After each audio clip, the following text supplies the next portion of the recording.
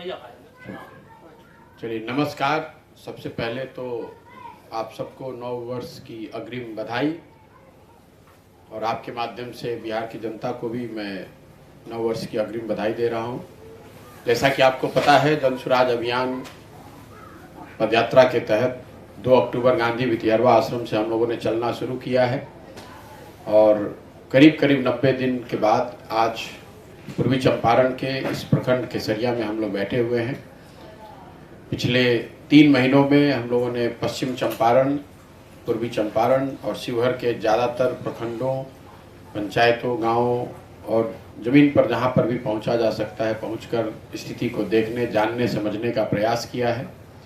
जो पदयात्रा के उद्देश्य हैं उसके तहत लोगों को ये समझाना, उनको बताना, उनको इस बात के लिए प्रेरित करना कि अगर उनको अपनी स्थिति सुधारनी है, अपने और अपने बच्चों के बेहतर भविष्य की चिंता उनको होनी चाहिए, और आने वाले समय में उनको वोट जाति, धर्म, भारत, पाकिस्तान, पुलवामा, चाइना के बजाय उन व्यक्तियों को देना चाहिए जो उनकी समझ से, उन व्यक्ति या उन दलों को देना चाहिए जो उनकी समझ से उनके और उनके बच्चों के बेहतर भविष्य की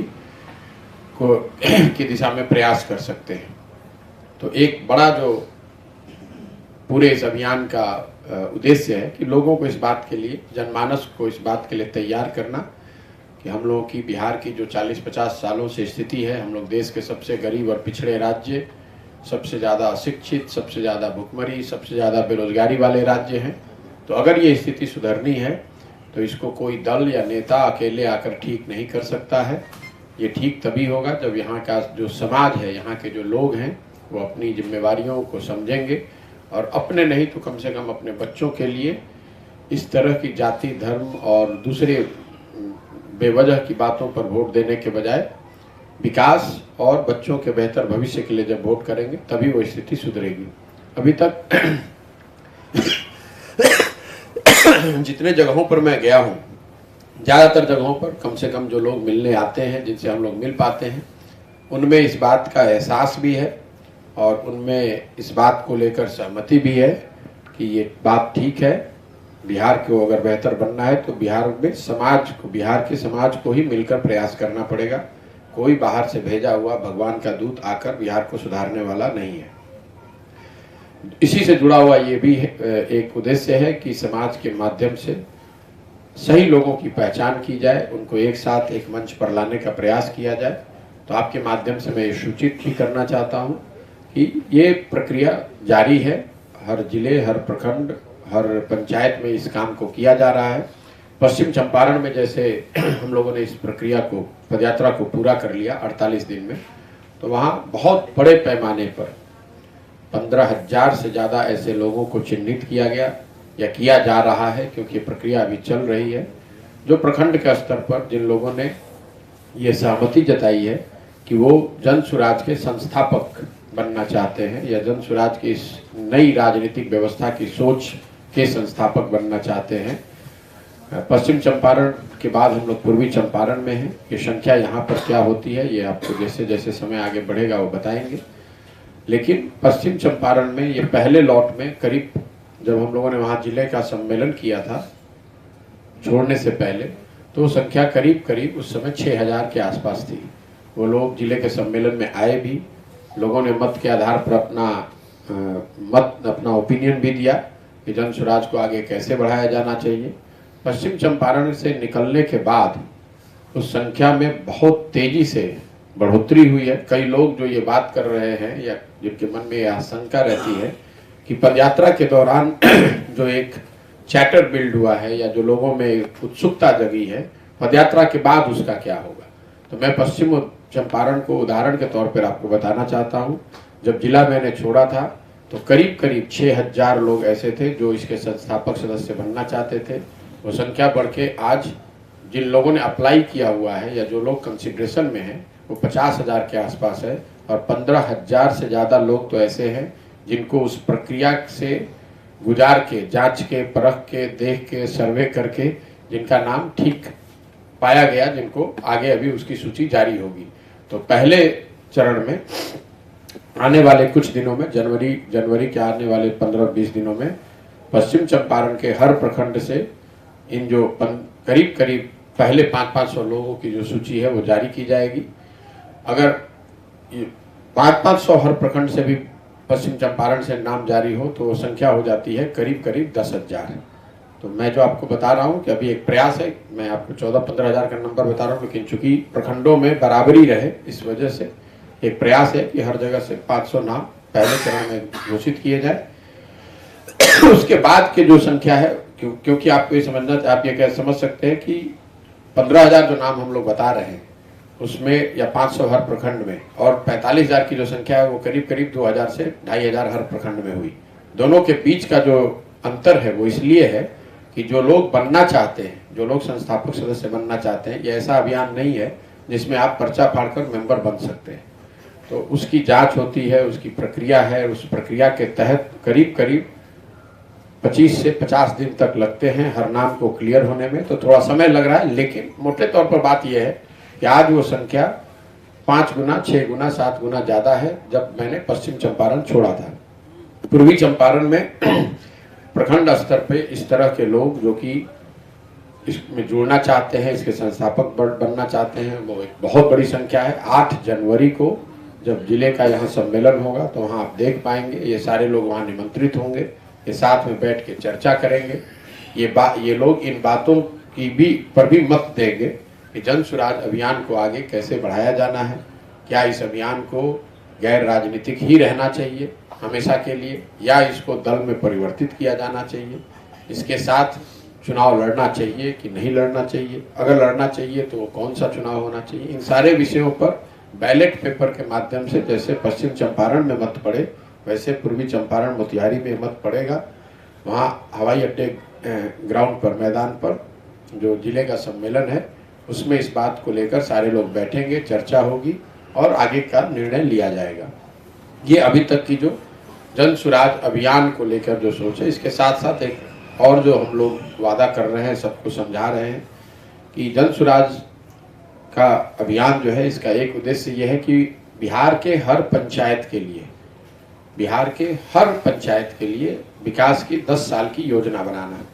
तो करीब करीब 300 से ज़्यादा, 315 से ज़्यादा पंचायत जो पश्चिम चंपारण में है और करीब 400 पंचायत जो पूर्वी चंपारण में है, इन प्रखंडों की योजनाओं को पर भी काम चल रहा है। और जो मेरा वादा है कि पदयात्रा खत्म होगी तो बिहार से के 8,000 से ज़्यादा पंचायतों के अलग अलग, ऐसा नहीं कि एक पूरे बिहार का एक, हर पंचायत का 10 साल के विकास का योजना बनाकर जारी करेंगे, ताकि आप ये देख पाएंगे कि आपके प्रखंड में, जैसे मान लीजिए केसरिया में आप बैठे हैं तो केसरिया में जितने पंचायत हैं, हर पंचायत का अलग अलग विकास का योजना, वहाँ क्या समस्या है, जमीन पर हम लोगों ने क्या देखा, उसका कैसे समाधान होगा। इसके साथ साथ ये भी बताया जाएगा कि उस पंचायत में लोगों के शिक्षा की व्यवस्था को सुदृढ़ कैसे किया जाएगा, कैसे बच्चों को बेहतर गुणवत्तापूर्ण शिक्षा दी जा सकती है।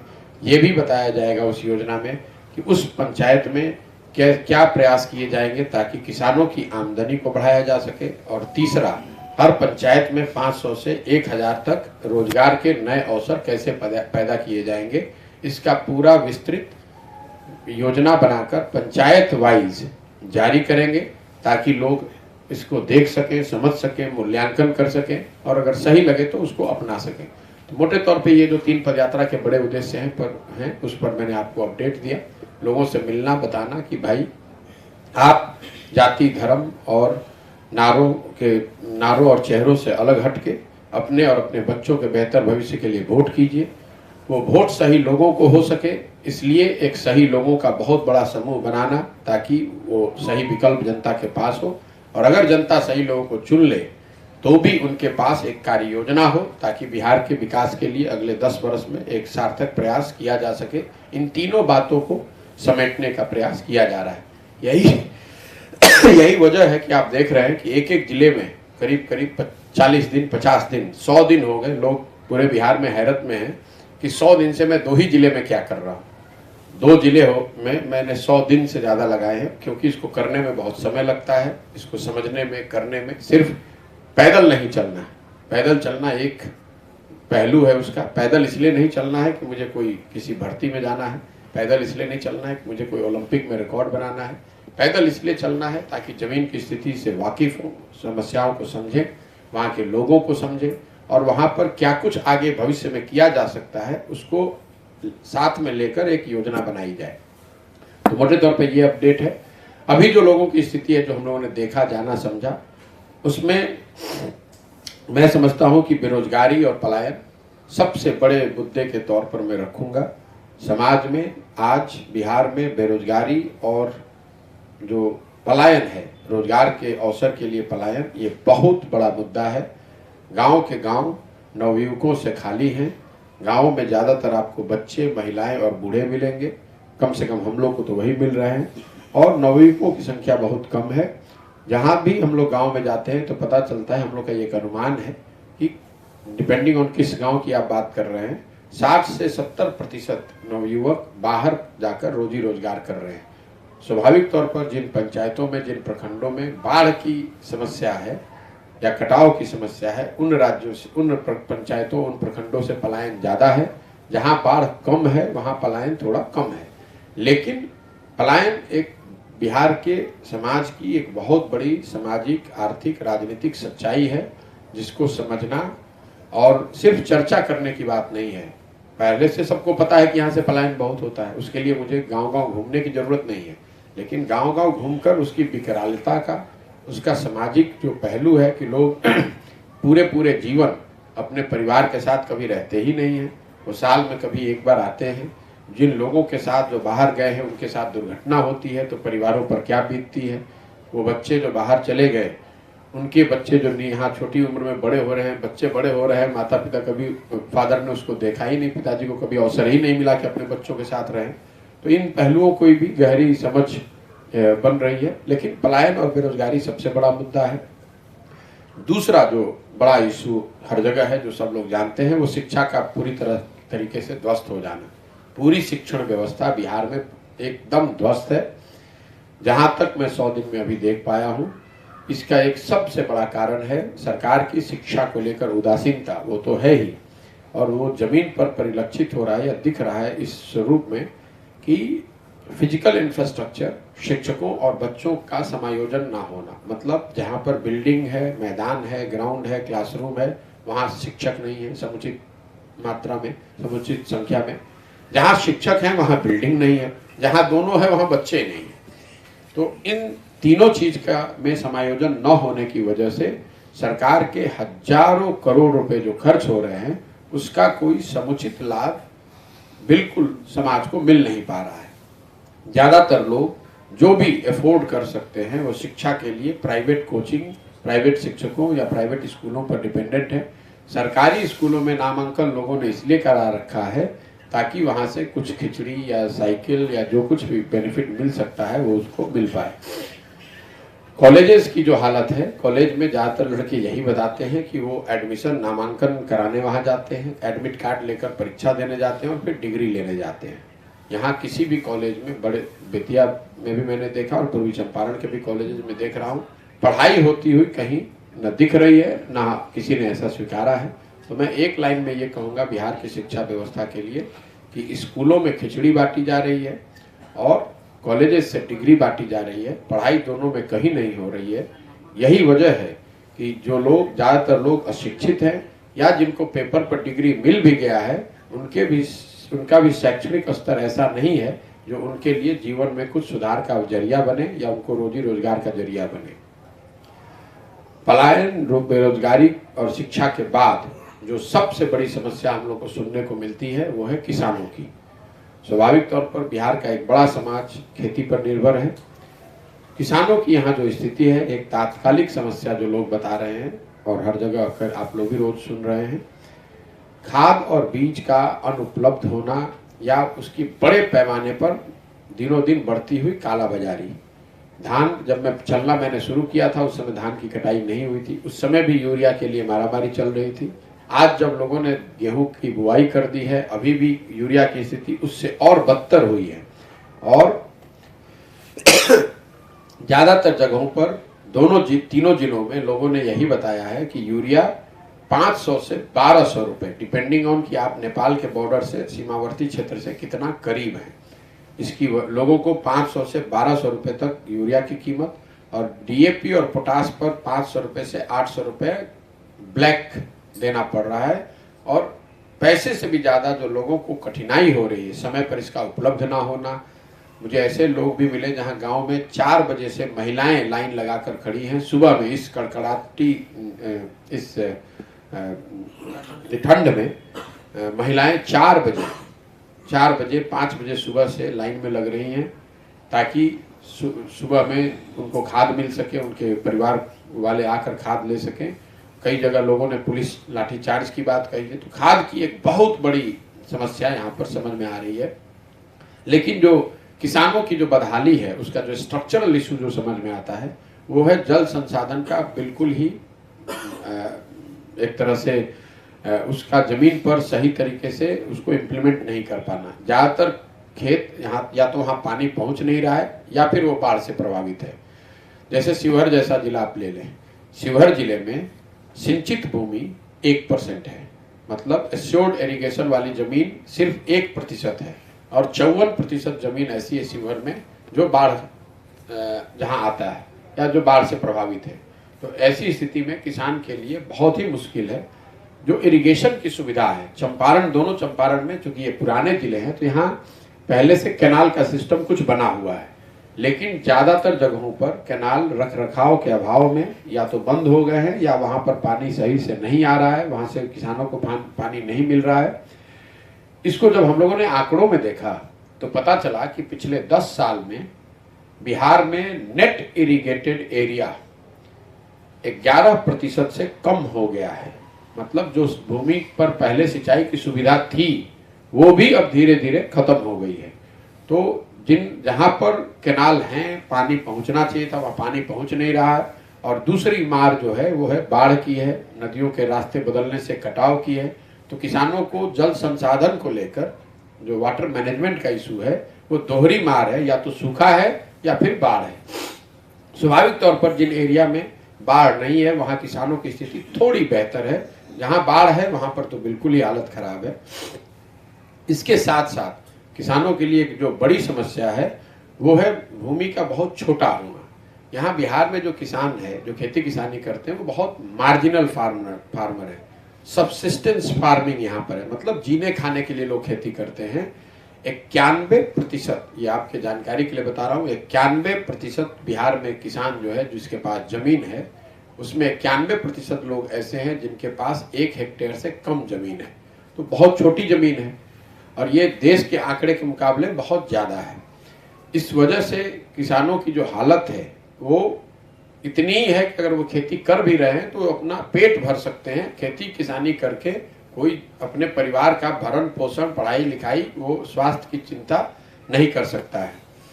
खेती के बारे में एक जो बड़ी समस्या यहाँ पर जल संसाधन, खाद बीज की अनुपलब्धता के साथ साथ और भूमि का छोटा होने के साथ साथ ये है कि किसानों को फसलों के दाम नहीं मिलते।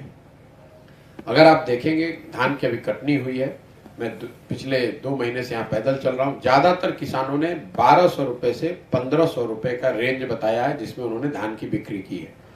धान का जो सरकारी मूल्य है वो 20,050 रुपये है और लोग करीब करीब 30-40% डिस्काउंट में अपना धान बेच रहे हैं। जब इसको मैंने आंकड़ों में देखा तो पिछले 10 साल में बिहार में 13% धान ही सरकारी मूल्य पर खरीदा गया है और गेहूं के लिए ये औसत 1% है।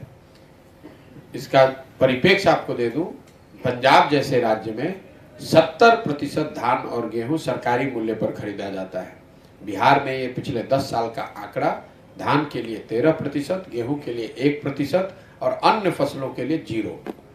तो आप सबसे महंगी, आपकी लागत सबसे बढ़ी हुई है क्योंकि आपके पास खाद बीज महंगा मिल रहा है, पेट्रोल डीजल का दाम बढ़ गया, जमीन आपकी छोटी है और जो फसल आप उगाते हैं उसमें अगर पानी आपने किसी तरह पटवन कर भी दी अपना पैसा लगाकर, या बाढ़ से आप बच भी गए, पैदा हो भी गया, तो उसके आपको दाम नहीं मिलते हैं। इसी वजह से यहाँ पर खेती किसानी करने वालों की स्थिति बहुत खराब है या ऐसी नहीं है जो कि दूसरे राज्यों में किसानों की होती है। इसी से जुड़ा हुआ एक प्रश्न है जो बिहार में हम लोग को इतनी बड़ी संख्या में मजदूर दिखते हैं। जो लैंड रिफॉर्म बिहार में पिछले 40-50 साल 60 साल में कभी नहीं हुआ, भूमि सुधार नहीं का कानून नहीं पास किया गया, भूमि सुधार की दिशा में कोई प्रयास नहीं किए गए, उसका परिणाम ये हुआ है कि समाजवाद के नाम पर राजनीति करने वाले लोगों के शासन, लंबे शासन काल के बाद भी बिहार में, रूरल बिहार में करीब करीब 60% लोग भूमिहीन हैं। राष्ट्रीय औसत है 38%, मतलब 100 में 38 लोगों के पास देश के स्तर पर जमीन नहीं है। बिहार में ये आंकड़ा 60% है, बिहार के स्तर पर 55, ग्रामीण विकास में 60%, मतलब 100 में 60 आदमी के पास तो 1 इंच जमीन है ही नहीं। अब जिसके पास जमीन नहीं है, शिक्षा आपकी ध्वस्त है, जमीन उसके पास है नहीं, तो स्वाभाविक तौर पर उसके पास पूंजी है नहीं कि कोई रोजी रोजगार व्यापार कर लेगा, तो क्या बनेगा, मजदूरी बनेगा। इसीलिए आपको लाखों की संख्या में लोग मजदूरी करते हुए या मजदूरी की चाह में, मजदूरी की खोज में घूमते हुए लोग नजर आते हैं। पश्चिम चंपारण में मुझे जो पता चला कि करीब करीब 1,25,000 परिवार ऐसे हैं जिनको पिछले 30 साल में जमीनों के पट्टे दिए गए। पूर्वी चंपारण का ये आंकड़ा मेरे पास है नहीं, मैं आपको आगे दे दूंगा, क्योंकि अभी मैं ये घूम ही रहा हूँ, जिले में भी और 15 दिन हूँ। पश्चिम चंपारण में 1,25,000 परिवार ऐसे हैं जिनको पिछले 30 साल में अलग अलग प्रशासन ने जमीन के पट्टे दिए, लेकिन आज तक उनको भूमि दी नहीं गई। ये हालात है यहाँ पर लोगों की। तो आप रोजगार, शिक्षा और कृषि से जुड़ा हुआ जो मामला है मजदूरी का, जो लोग भूमिहीन हैं उनके पास रोजगार का एक सरकारी जरिया ये है मनरेगा। मनरेगा के जरिए उनको सरकार की ओर से, केंद्र और राज्य सरकार की ओर से एक तरह से संवैधानिक सुविधा दी गई है कि उनको कम से कम 100 दिन का रोजगार मिल जाए ताकि उनको खाने पीने की दिक्कत न हो। बिहार में मनरेगा का आंकड़ा है 40%, मतलब अगर 100 लोगों को रोजगार 100 दिन का मिल सकता था तो वो सिर्फ 40 दिन ही मिला।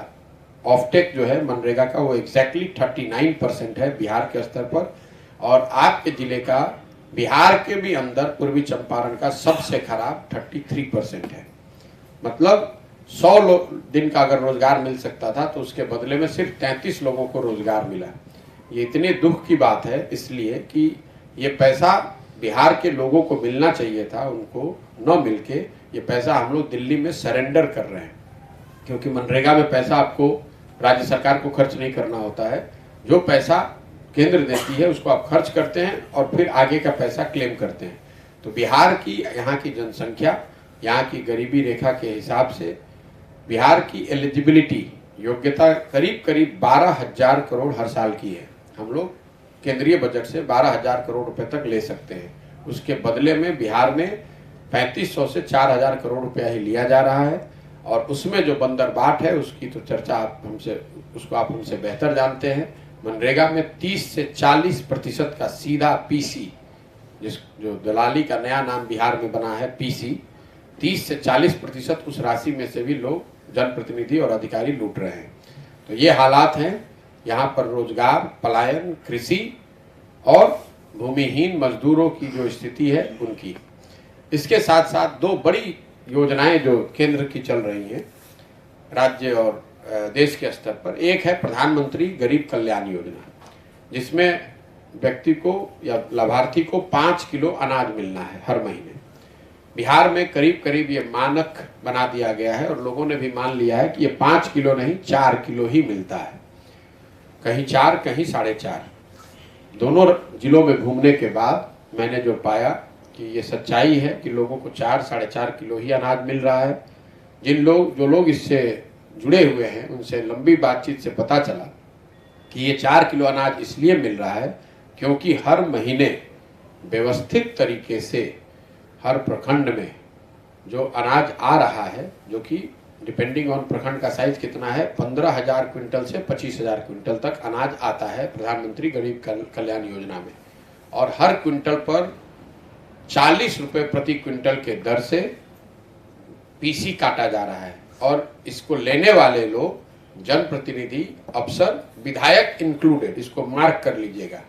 प्रधानमंत्री गरीब कल्याण योजना में कम से कम चंपारण में ज्यादातर विधायक तो बीजेपी के ही हैं, तो वहाँ पर प्रधानमंत्री एक और गरीब कल्याण योजना में 5 किलो अनाज देने की बात कह रहे हैं और उन्हीं के पार्टी के विधायक बिहार में हर महीने उसमें से सिस्टमेटिक तरीके से, व्यवस्थित तरीके से पीसी काट रहे हैं। और ये पीसी का रेट आप लोग को भी मालूम है, 40 रुपए प्रति क्विंटल के हिसाब से हर महीने काटा जाता है। उसका परिणाम यह है कि लोगों को 5 किलो के बजाय 4 किलो अनाज ही मिल रहा है। दूसरी जो एक बहुत बड़ी योजना सरकार की चल रही है वो है प्रधानमंत्री आवास योजना, जो पहले इंदिरा आवास योजना थी। जब हम लोग गाँव में चलते हैं तो स्वाभाविक तौर पर सबसे ज्यादा गरीब घर की मांग करता है, घर की, नाली की, गली की। प्रधानमंत्री आवास योजना में जो जितने लाभार्थी अभी तक मिले हैं, ज्यादातर लोग अभी भी इंदिरा आवास योजना के ही लाभार्थी हैं, जो उनको पहले 20,000 रुपये मिला था। आज जो 1,40,000 रुपये की व्यवस्था की गई है, इसके लाभार्थी सबसे पहले तो बहुत कम मिल रहे हैं। दूसरा जो मिलता है वो सीधे शब्दों में बताता है कि 25,000 से 40,000 रुपये तक, बिल्कुल नाम लिखे जाने तक रेट। लोगों ने, मेरे पास तो वीडियो भी मैंने सब रिकॉर्ड कराए हैं कि नाम लिखने में 1,000 रुपये, उसको बढ़ाने के लिए 2,000 रुपये, एक पूरी प्रक्रिया बनी हुई है जिसमें 25,000 से 40,000 रुपये तक। जहां पर जनप्रतिनिधि, मुखिया वगैरह थोड़े ईमानदार है वहां पर ये 25,000 है। जहां पर जनप्रतिनिधि भी शामिल है वो 35 से 40,000 है। जो अफसर जो पैसा ले रहे हैं वो तो फिक्स है। वो ज्यादातर जनप्रतिनिधि भी बता रहे हैं कि अगर हम ईमानदार हैं, हम पैसा नहीं लेंगे तो भी लोगों को 20,000 से 25,000 रुपये तो देना ही है, वरना इंदिरा आवास, प्रधानमंत्री आवास उनको नहीं मिल सकता है। तो ये दूसरी स्कीम हो गई केंद्र सरकार की, अनाज और घर। तीसरी एक बहुत बड़ी योजना यहाँ चली है, वो पूरे देश में चली, स्वच्छ भारत अभियान के तहत शौचालयों का निर्माण। शौचालयों के निर्माण में जो बात हम लोग को समझ में आई, मैं गांव से निकलता हूँ, खुले में शौच बिहार के हर गांव की आज भी सच्चाई है। ओडीएफ का अगर किसी ने सर्टिफिकेट दिया है तो वो पूरी तरीके से जाली या फेक है, उसमें कोई उसका मतलब नहीं है। ज्यादातर लोगों ने ये बताया, जो मैंने जमीन पर पाया, कि बिहार में फिर यहाँ पर भी व्यवस्थित तरीके से इसमें लूट हुई है। 12,000 रुपया लाभार्थी को दिया गया और उससे 2,000 से लेकर 6,000 रुपये तक वापस वसूल लिया गया। ज्यादातर जगहों पर ये रेट 2,000 ही है। कुछ जगहों पर जो ज्यादा गरीब लोग हैं, जानकारी नहीं है, उन्होंने 4-4 हज़ार रुपये भी लिख दिए हैं। और जो लोग ये बताते हैं कि बैंकों से डायरेक्ट ट्रांसफर हो रहा है, तो लोग मोडस बताते हैं कि आप बैंक में ही ट्रांसफर हो रहा है। बैंक के बाहर दलाल इन अफसरों के, जनप्रतिनिधियों के बैठे रहते हैं। जैसे आप बैंक से निकलते हैं वो पैसा आपसे ले लिया जाता है। तो शौचालयों में 2,000 से 6,000 रुपये तक दिए गए हैं। शौचालय या तो बनाए नहीं गए, या बने हुए शौचालयों के नाम पर पैसे बांटे गए, या जिन्होंने बनाए भी तो उसके यूज की तो बात ही मत कीजिए। तो ये तीनों जो सरकार की बड़ी योजनाएं चल रही हैं, उसकी धरातल पे सच्चाई ये है। स्टेट गवर्नमेंट एक जो बड़ी योजना चला रही है वो है हर घर नल के जल और नाली गली। ये 7 निश्चय का हिस्सा था। जब 2015 में 7 निश्चय की परिकल्पना की गई थी तो सबसे बड़ा बजट उस समय नालियों और गलियों के पक्कीकरण के लिए, जहां तक मुझे याद है, उसका शुरुआती अनुमान था कि करीब करीब 2015 से 20 के बीच में 80,000 करोड़ रुपया खर्च किया जाएगा, ताकि गांवों के गलियों के और नलियों के, सड़कों के नहीं, गलियों और नलियों का पूरा पक्कीकरण हो। नालियों को घरों की नाली से जोड़ा जाए और बड़ी नाली को लाकर कहीं उसके जल के निस्तारण की व्यवस्था की जाए। अभी तक मुझे एक भी गांव ऐसा नहीं मिला, मैं रिपीट कर दे रहा हूं, अभी तक मुझे कोई एक भी गांव ऐसा नहीं मिला जिसमें नली गली योजना के तहत गलियों और नालियों का पक्कीकरण कर दिया गया हो। कहीं कहीं पर कुछ टुकड़ों में नालियां दिखी हैं। जो बड़े नाले रोड के किनारे बनाए गए हैं वो बिल्कुल बेतरतीब, बिना सोच के बनाए हुए हैं। ना उनको घरों की नालियों से जोड़ा गया है, ना उन बड़ी नालियों के जल से निस्तारण की कहीं बात करी गई है। उन नालियों में पूरा कचरा भर गया, वह बंद हो गया। गलियों की हालत तो जो है वो आपको ज्यादा पता है। दूसरी योजना जो 7 निश्चय की, जिस पर बहुत बड़े पैमाने पर पैसा खर्च किया गया है, वो हर घर नल के जल की योजना है। नल के जल योजना में ये सामान्य पहला रिस्पांस लोगों का यही होता है कि ये पूरी तरीके से फेल है। लेकिन जमीन पर घूमने के बाद जो मैं देख पाया हूँ, पश्चिम चंपारण में 90% से ज्यादा नल जल योजना नहीं चल रही है। पूर्वी चंपारण में स्थिति मुझे थोड़ी बेहतर दिखी। मैं वो आंकड़ा एकदम आप कोई फिक्स नहीं कर सकते, करीब करीब 70% नल जल योजना नहीं चल रही है। तो चलने के हिसाब से देखें तो 10% नल जल योजना पश्चिम चंपारण में और 25 से 30% नल जल योजना पूर्वी चंपारण में चल रही है। और ये हजारों करोड़ रुपए खर्च करने के बाद बिहार सरकार की दो जो फ्लैगशिप स्कीम है, नालियों गलियों का पक्कीकरण और हर घर में नल के जल से पानी के पहुंचाने की, दोनों योजनाओं की धरातल की स्थिति ये है। दो क्षेत्र ऐसे हैं जिसकी मैं चर्चा करना चाहता हूं, जिसके विषय में एक सामान्य सोच लोगों की है कि सड़क और बिजली, इन दो क्षेत्रों में बिहार में पिछले 10 साल में सुधार हुआ। निश्चित तौर पर जहां तक स्टेट हाईवे का सवाल है, नेशनल हाईवे का सवाल है, ये सड़कें जरूर बिहार में पिछले 10 साल में बेहतर हुई है। लेकिन ग्रामीण सड़क जिसको लेकर मुख्यमंत्री का दावा है कि सड़कें हर गांव को पक्की सड़क से जोड़ दिया गया है, मैं फिर बिल्कुल दावे से इसको कह रहा हूं और हम लोग समय समय पर वीडियो भी जारी करते हैं। ग्रामीण सड़कों की स्थिति भयावह है। करीब करीब मुझे ऐसा लगता है, मैं तो लालू जी के टाइम में गांव-गांव नहीं गया हूं, लेकिन जो लोगों से बातचीत से पता चलता है कि लालू जी के जंगल राज में जो स्थिति ग्रामीण सड़कों की थी, करीब करीब वही स्थिति ग्रामीण सड़कों की आज भी है। बड़े बड़े गांव 8,000, 10,000, 12,000 वाले गांव में भी गांव के अंदर सड़क नहीं है। सड़कों की स्थिति, ग्रामीण सड़कों की स्थिति वैसी ही है जैसे पहले थी। बिजली हर जगह जरूर आ गई है। कल मुझे पहली बार एक टोला मिला जहां लोगों ने कहा कि हमारे यहाँ बिजली आज तक आई नहीं है। मैं उसको दिखवा रहा हूं, लेकिन जहां पर भी हम लोग गए हैं बिजली हर जगह जरूर पहुंच गई है। बिजली को लेकर जो लोगों की समस्या है वो बढ़े हुए या गलत बिल का आना, जो लोगों का मानना है कि 2 बल्ब भी जलाने के बाद 6,000 से 8,000, 10,000 उनका बिल आ रहा है। ऐसे लोग भी मुझे मिले हैं जिनको 60,000, 70,000, 1-1 लाख रुपए तक उनको बिल आया है। ऐसे गांव में भी हम लोग गुजरते हैं, पता चलता है कि 20, 30, 40, 50 घरों के बिजली के कनेक्शन काट दिए गए हैं क्योंकि बिजली का बिल वो दे नहीं सकते हैं। ऐसे भी कुछ लोग मिले जिन पर फौजदारी का केस हो गया है और लोग अपना घर और छोड़कर भाग गए हैं बिजली के बिल के डर से।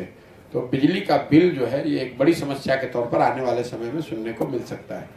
इन सारी बातों के बाद मैं ये कहूँगा कि जनरली सरकार के प्रति लोगों में एक बड़े स्तर पे उदासीनता, मुझे ऐसा कोई नहीं मिलता है जो ये कहता है कि देखिए सरकार अब क्या करती है। ज़्यादातर लोग यही कहते हैं यहाँ बदलाव चाहिए, इस सरकार से तो अब कुछ नहीं होने वाला है। तो या तो लोगों के मन में सरकार के प्रति उदासीनता है या गुस्सा है। 3 जो सबसे ज़्यादा सुने जाने वाला शब्द है वो है अफसरशाही, भ्रष्टाचार और पीसी।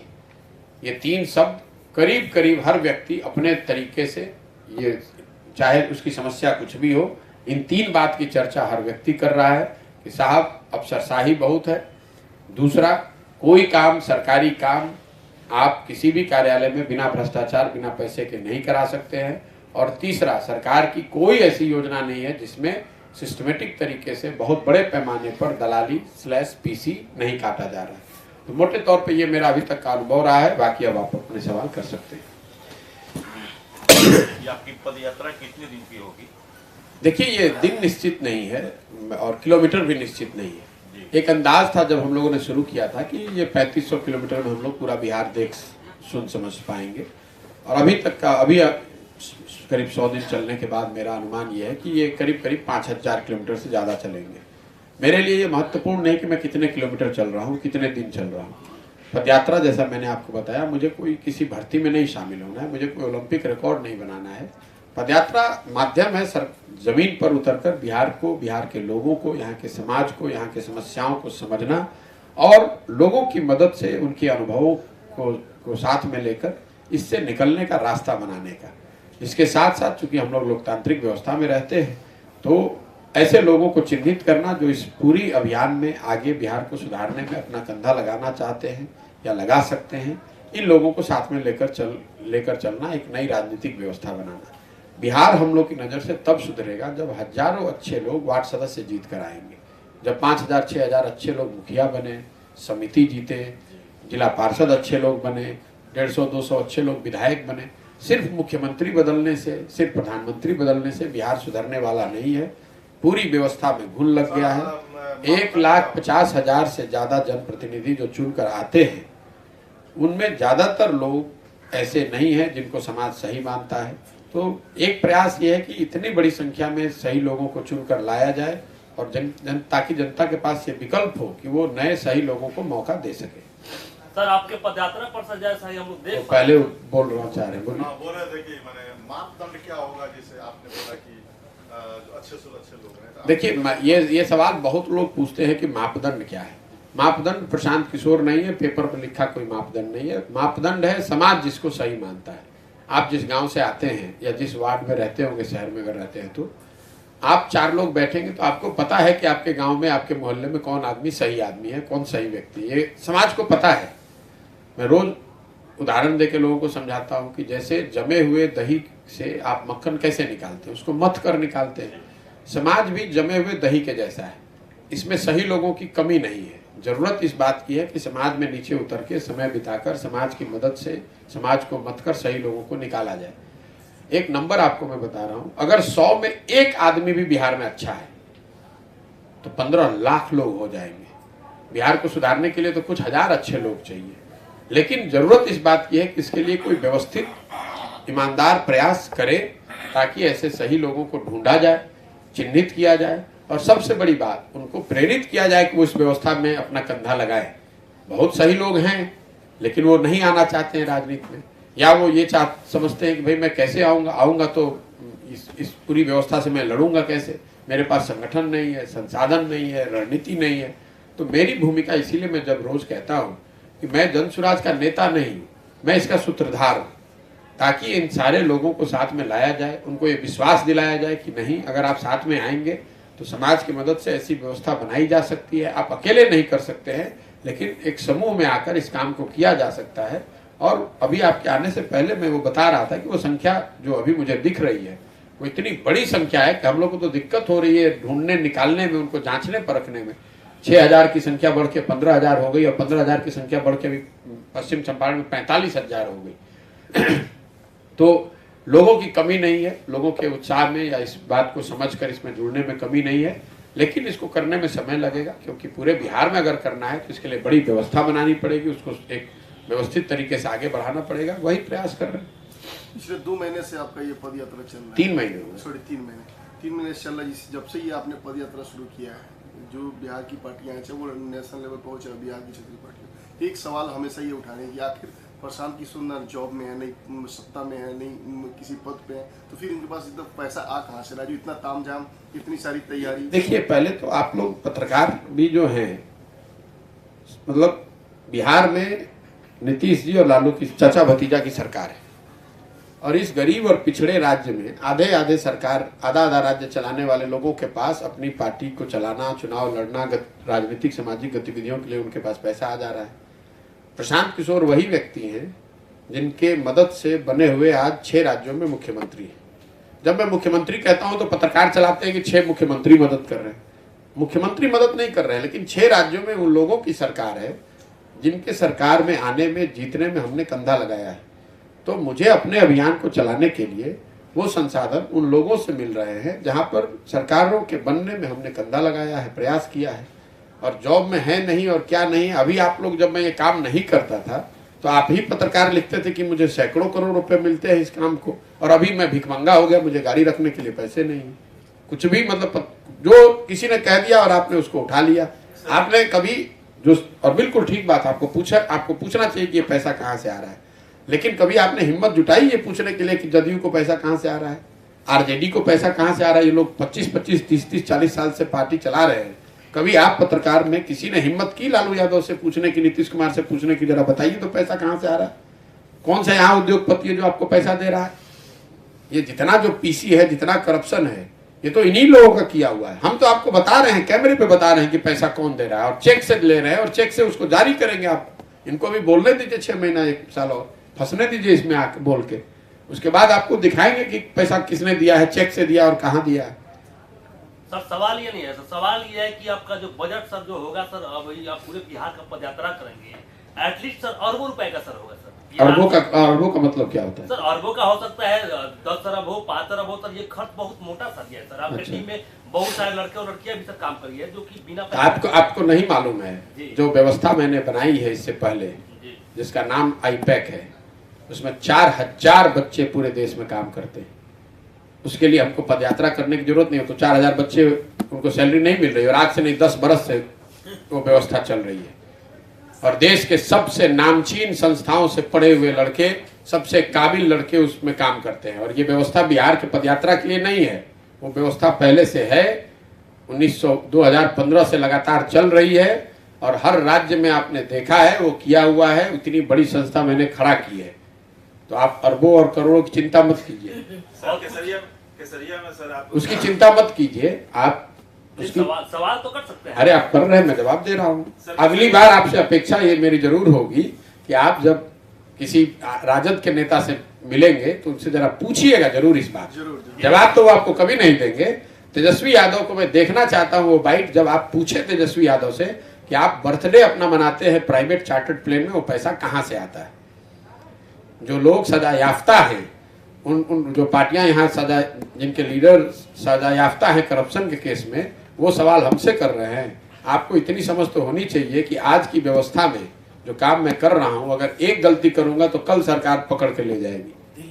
सत्ता में राज्य में वो बैठे हुए हैं, केंद्र में भाजपा बैठी हुई है, तो आके पकड़ के दिखा दे अगर कुछ गलत हमने किया है तो। सर केसरिया में आप कल तक हैं और केसरिया में विश्व का सबसे ऊंचा बौद्ध स्तूप है, तो क्या आप वहां पर जाकर के देखना चाहेंगे कि किस तरीके का विकास वहां पे हुआ है? देखिए, बिहार के मेरे लिए कोई एक जगह बौद्ध स्तूप है, मुझे तो बिहार के हर प्रखंड में कुछ न कुछ ऐसा दिख रहा है जो विश्व स्तरीय है या हो सकता है। वहां पे क्योंकि मैं आपको बता रहा हूँ अपना अनुभव, मैं जब घूम रहा हूँ, मैंने आपको बताया पंचायतों की योजना बना रहा हूँ, तो पुरातात्विक अवशेष, चूंकि बिहार इसका एक बड़ा गौरवशाली इतिहास रहा है, तो हर प्रखंड हर पंचायत में आपको कुछ न कुछ इस तरह की कहानियां, किस्से, अवशेष मिल रहे हैं। तो विकास की योजना में एक, क्योंकि जो पुराना जिसका इतिहास रहा है जिस राज्य का, हम लोग नए राज्य नहीं है, सैकड़ों साल तक इस देश की राजनीति का केंद्र रहा है बिहार। तो यहाँ आपको ऐसे भी मुझे अवशेष मिले जिसको लोगों ने बताया चाणक्य का किला होता था।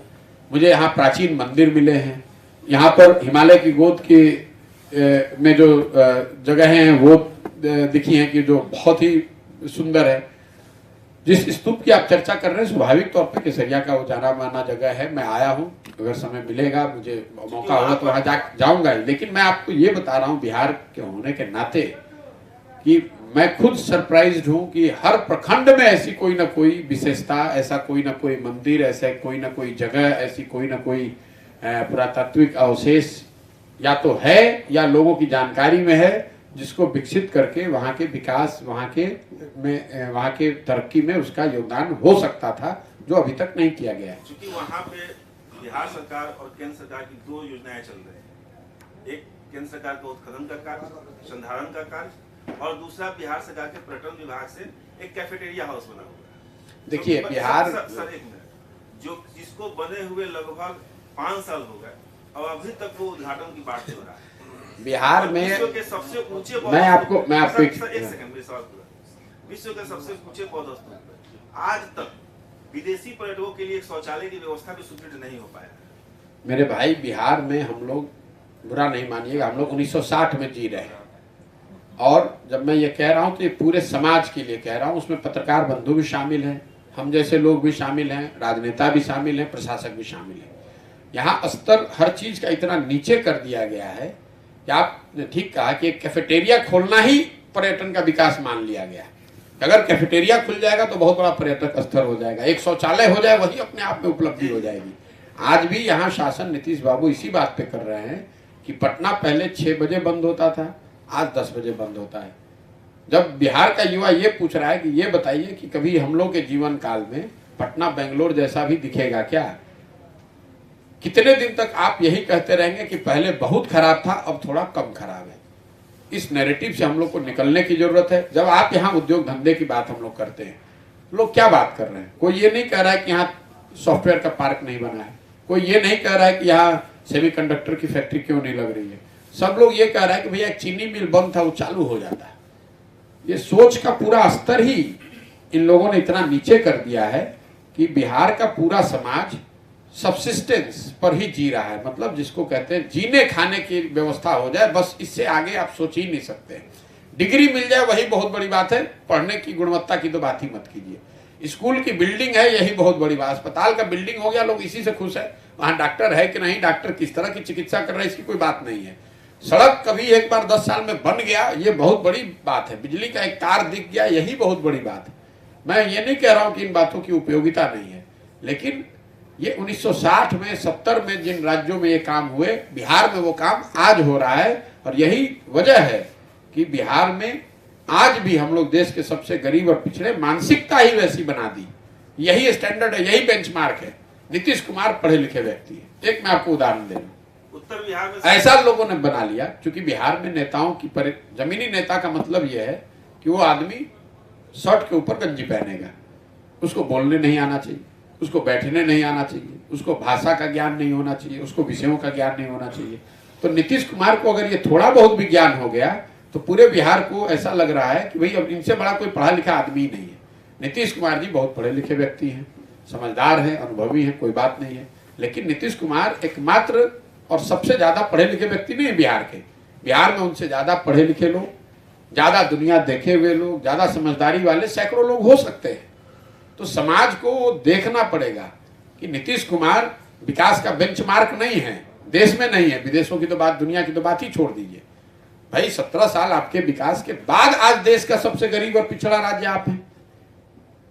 शिक्षा के क्षेत्र में आप सबसे निचले स्थान पर हैं, चिकित्सा में सबसे नीचे हैं, रोजगार में सबसे नीचे हैं, इंडस्ट्रियलाइजेशन में सबसे नीचे हैं, पर्यटन में सबसे नीचे हैं। किस बात के लिए उनको विकास का स्टैंडर्ड मान लिया जाए? सर, उत्तर बिहार में जब से चंपारण में आप जब से पदयात्रा कर रहे हैं, यहाँ पे 2 मेजर घटना हुआ है। एक छपरा में शराब पीने से लोगों की मौत, और दूसरा एक चिमनी का ब्लास्ट हुआ जिसमें 10 लोग मारे गए। इसको आप किस दृष्टिकोण से देखते हैं कि क्या इसमें? देखिए, शराबबंदी को लेकर जिस दिन से मैं बिहार में आया हूं, बिना कॉमा फुल स्टॉप के मैं एकदम इन्हीं शब्दों में रिपीट कर दे रहा हूं। उसी दिन से कह रहा हूं, शराबबंदी पूरी तरीके से फेल है और इसको हटाया जाना चाहिए। भाजपा की तरह ये नहीं कि फेल है, लागू होता तो अच्छा होता। मैं कह रहा हूं ये लागू हो ही नहीं सकता, इसको हटाइए। शराबबंदी होने से बिहार का बहुत बड़ा नुकसान है। ये क्योंकि ये जमीन पर लागू है नहीं, शराब के दुकान खाली बंद कर दिए गए, होम डिलीवरी घर घर हो रही है। वही 100 रुपए की शराब 1000 रुपए, चाहे 200, 300, 400 में मिल रही है। शराब पीने की जो गलती की जो बात होती है वो तो समाज में व्याप्ति है। बिहार सरकार का उससे 20,000 करोड़ रुपए का सालाना राजस्व का नुकसान हो रहा है और ये पैसा जा रहा है शराब माफिया और पुलिस वालों के पास। आप पिछले 4-5 सालों में बिहार में जितने जमीन खरीदे गए, जितने भी रियल एस्टेट के ट्रांजैक्शन हुए हैं, जाकर जरा देखिए कि वो लोग कौन लोग हैं जो खरीद रहे हैं। वो खरीदने वाले वो लोग हैं जो शराब के धंधे से किसी न किसी तरीके से जुड़े हुए हैं। ये शराब माफिया आपने पैदा कर दिया। गरीब आदमी अगर शराब के साथ पकड़ा जाए तो उसकी हालत खराब है, वो आदमी उस पर FIR होता है, वो जेल जाता है। और जो आदमी रसूख वाला है, पैसे वाला है, वो शराब का धंधा खुलेआम कर रहा है, उसको कोई पूछने वाला नहीं है। और मुझे गाँव चलते हुए इतने लोग मिलते हैं जो ताड़ी, अभी 2 दिन पहले मुझे महिलाओं ने घेरा जो ताड़ी के व्यवसाय से जुड़े हुए लोग हैं, पासी समाज के लोग, और वो बता रहे हैं कि किस तरह पुलिस उनको परेशान कर रही है। मुझे मुसहर समाज के लोग मिलते हैं, वो बताते हैं कि पुलिस आती है उनके घर पर, महिलाओं को उठा कर ले जाती है, थाने में बैठा कर रखती है। जब तक अपने घर के पुरुष को सरेंडर नहीं कराओगे तब तक थाने में झाड़ू लगाओ, बर्तन धो, बिना किसी कागज के। ये कौन सी व्यवस्था आप बना रहे हैं? ये कौन सा किस महिला का इससे एम्पावरमेंट हो रहा है? और जहां एक मैंने खुली चुनौती भी दे रखी है, गांधी जी की जो बात करते हैं, ये गांधी जी को किसने पढ़ा है बिहार में से? जो पढ़ा है वो मेरे सामने जरा आए। और मैंने नीतीश कुमार को खुली चुनौती दी हुई है कि अगर गांधी जी ने कहीं एक लाइन कहा है कि शराबबंदी लागू होनी चाहिए, तो आप जो कहिए मैं मानने को तैयार हूं। गांधी जी ने शराब के होने वाले नुकसान के बारे में बताया, समाज को इसके प्रति जागृत करने की बात कही। गांधी जी ने सरकार लेड शराबबंदी की बात, कि सरकार को कानून बनाकर शराब पर रोक लगाना चाहिए, इसकी बात कहीं नहीं कही है। ये गलत बात है। गांधी जी के नाम पर ये जबरदस्ती, जैसे जेपी के नाम पर, समाजवाद के नाम पर ये लोग सरकार चला रहे हैं और गरीबी का बंटवारा कर रहे हैं, उसी तरह गांधी जी के नाम पर शराबबंदी लागू कर दी। गांधी जी ने कहा जब आप गांधी जी के परिवार के जितने लोग हैं उनसे पूछ लीजिए, गांधी जी की जितनी लेखन या जितनी उनके साहित्य गांधी जी के विचारों से, उनके वक्तव्यों से जुड़ी हुई प्रकाशित हैं, उनको देख लीजिए। आप एक लाइन दिखाइए ना जहां गांधी जी ने कहा हो कि सरकारों को शराबबंदी लागू करना चाहिए, दिखाइए। इसके साथ जो विकास के नजरिए से बात करता है, समाज के नजरिए से बात करता है, तो आप मुझे दुनिया का कोई प्रमाण दिखा दीजिए। भारत की बात छोड़ दीजिए, दुनिया का कोई ऐसा प्रमाण दिखा दीजिए कि किसी राज्य में, किसी राष्ट्र में शराबबंदी के जरिए सामाजिक आर्थिक उत्थान की दिशा में कोई बहुत प्रमाणिक या बेहतर प्रयास किया गया हो, वो दिखा दीजिए, जनता के सामने रखिए। तीसरी बात, नीतीश कुमार की सरकार में कुछ छुटभैये लोग बताते हैं कोई सर्वे कराया गया है। अरे पब्लिश करो सर्वे को, हम लोग भी तो देखें कि कौन सा आंकड़ा, हम लोग भी तो थोड़ा बहुत आंकड़ा समझते हैं। दिखाओ किसको, किसका सर्वे किया, क्या सैंपल साइज है, किस आधार पर सर्वे किया गया है जिसमें ये बताया जा रहा है कि बिहार में इसका बड़ा फायदा है या महिलाओं के बीच में इसका फायदा। महिलाओं को तो सबसे ज्यादा इससे नुकसान है। 1 लाख से ज्यादा लोग जिन पर FIR है, वो जब लोग जेल में चले जाते हैं तो उन्हीं घर की महिलाएं दौड़ रही हैं थानों में, उन्हीं घर की महिलाएं चक्कर लगा रही हैं न्यायालयों अदालतों की।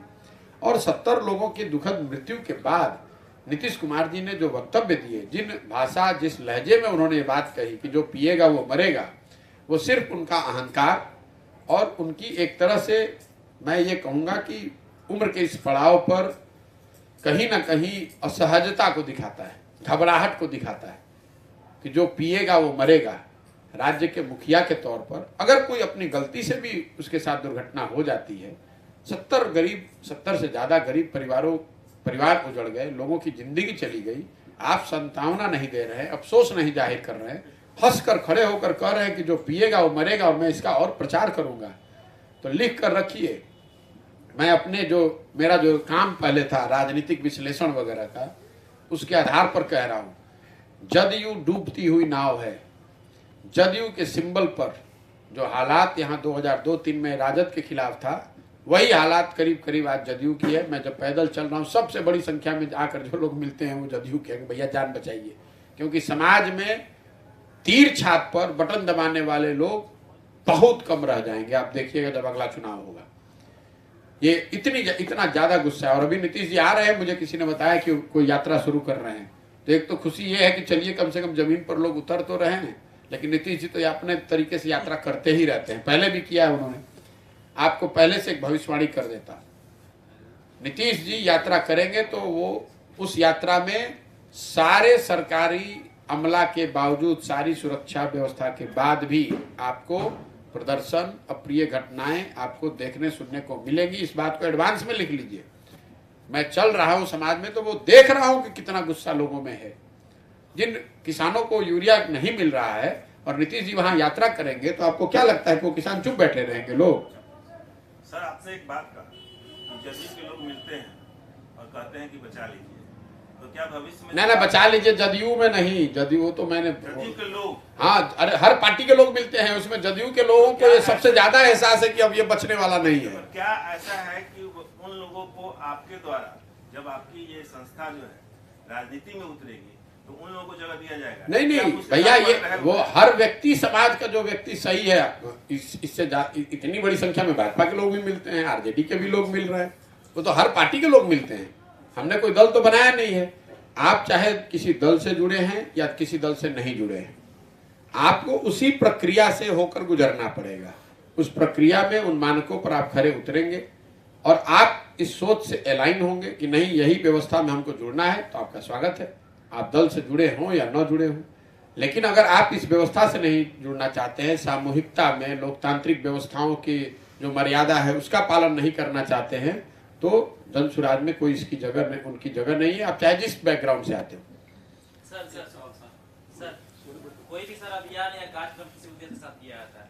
अन्ना हजारे माननीय 3 उद्देश्य आपको शुरुआत कर दी, अब आप उसी उद्देश्य को फिर पूछिएगा। एक मिनट, अन्ना हजारे साहब के साथ भी अरविंद केजरीवाल जो है इस उद्देश्य के साथ ही आए हुए थे। क्या आपकी पदयात्रा को उनकी तरफ देखा जा सकता है? बिल्कुल नहीं देखा जा सकता है। कहाँ पदयात्रा किए थे अन्ना हजारे? पदयात्रा की सर बात नहीं, कहाँ अरविंद केजरीवाल ने पदयात्रा? आप अमरूद को आम से कंपेयर मत कीजिए। हो सकता नहीं है।